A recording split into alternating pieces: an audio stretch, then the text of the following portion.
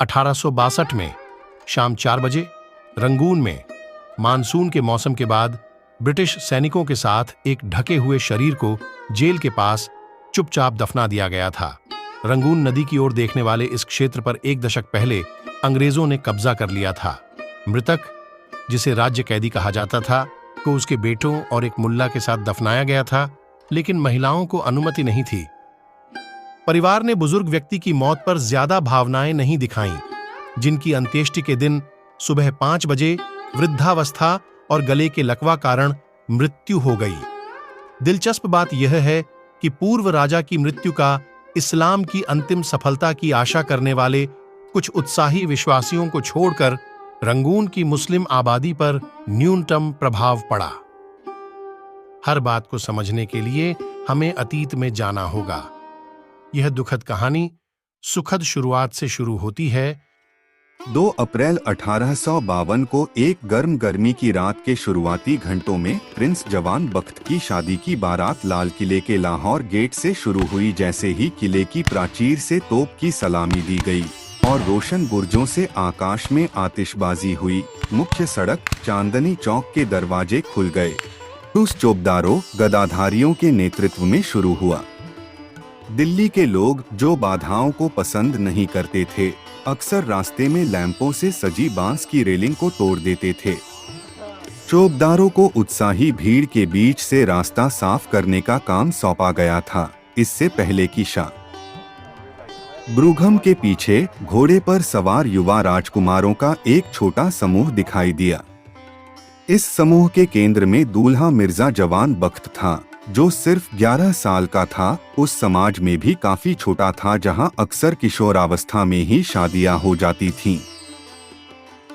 राजकुमार के ठीक पीछे सम्राट एक हाथी पर सवार था, जो सुनहरे हौदे में बैठा था। रात की भीषण गर्मी के बावजूद राजकीय वस्त्रों और गहनों से सुसज्जित था। उनके निजी वाहक एक मोर पंखा पकड़े हुए उनकी सेवा में लगे रहे। दरबार के बाकी लोग पैदल ही उनके पीछे चले, जिससे एक लंबी कतार बन गई, जो चट्टा चौक, किला बाजार से होते हुए किले के केंद्र में ड्रम हाउस के गेट तक फैली हुई थी।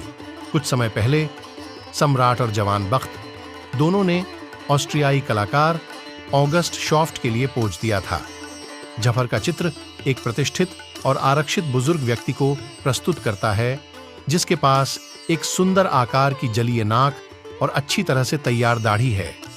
उनकी लंबी और आश्चर्यजनक रूप से मजबूत काया के बावजूद असामान्य रूप से लंबी पलकों से सजी उनकी बड़ी भूरी पानी भरी आंखों में गहरी सौम्यता और संवेदनशीलता है। आश्चर्यजनक रूप से दोनों तस्वीरों और बारात से वह महिला अनुपस्थित थी, जिसने शादी को संपन्न कराने में महत्वपूर्ण भूमिका निभाई थी। जफर की पसंदीदा पत्नी जीनत महल महीनों से इस दिन की तैयारी कर रही थी।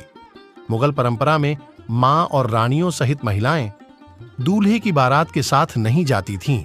हालांकि जीनत महल द्वारा जुलूस के हर विवरण की सावधानी पूर्वक योजना बनाई गई थी। उनका इकलौता बेटा मिर्जा जवान बख्त उनकी महत्वाकांक्षाओं के केंद्र में था। अपने पूरे जीवन में उनकी लगातार इच्छा जफर के 15वें बेटे जवान बख्त को अपने पिता के निधन के बाद सिंहासन पर बैठते देखने की थी। उसने जिस असाधारण भव्य शादी की योजना बनाई थी, उसका यही इरादा था कि प्रिंस की प्रोफाइल को ऊपर उठाएं और साथ ही अपनी जगह भी मजबूत करें राजवंश में। जैसा कि जीनत ने कल्पना की थी, मिर्जा जवान बख्त की शादी जीवित स्मृति में दिल्ली में अद्वितीय पैमाने की थी, जिसने जवान बख्त के सभी बड़े भाइयों की शादियों को पीछे छोड़ दिया। जफर को अपने वित्त के साथ एक चुनौती का सामना करना पड़ा। उसके पास खर्च करने के लिए जो उपलब्ध था, वह अक्सर पर्याप्त नहीं होता था।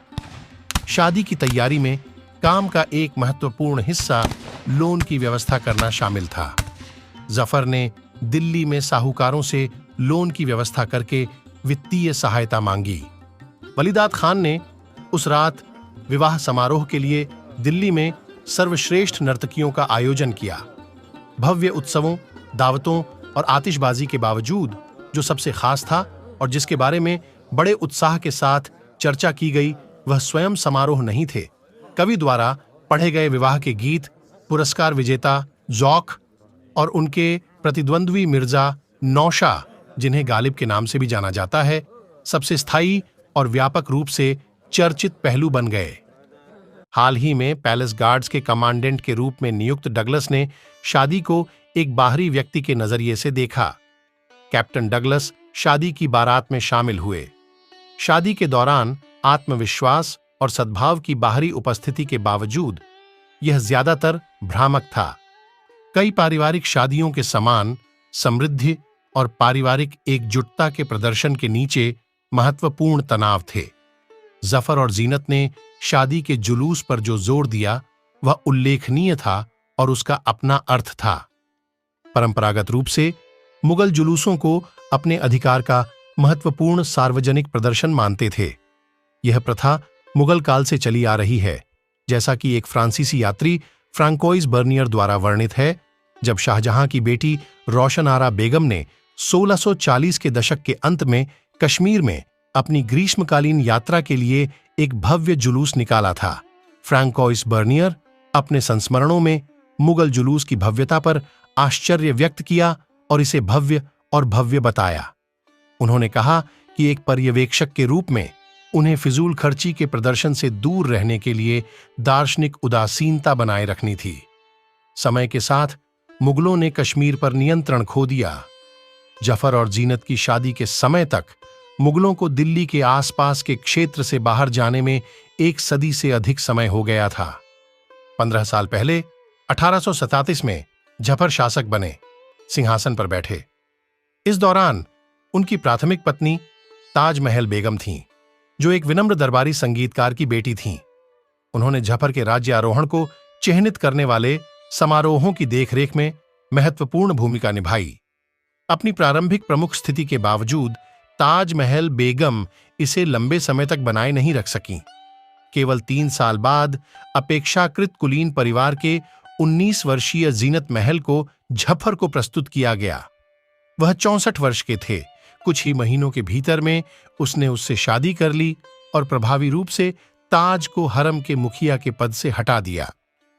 जफर से शादी करने के बाद जीनत महल जफर की मृत्यु तक उसकी पसंदीदा पत्नी के रूप में अपनी स्थिति बनाए रखने में सफल रही।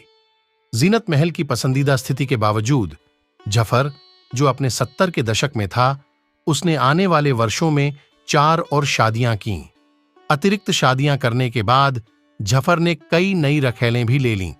जफर का हरम या वह क्षेत्र था जहां उसकी पत्नियां और रखैलें रहती थीं, और वो विशेष रूप से सक्रिय था।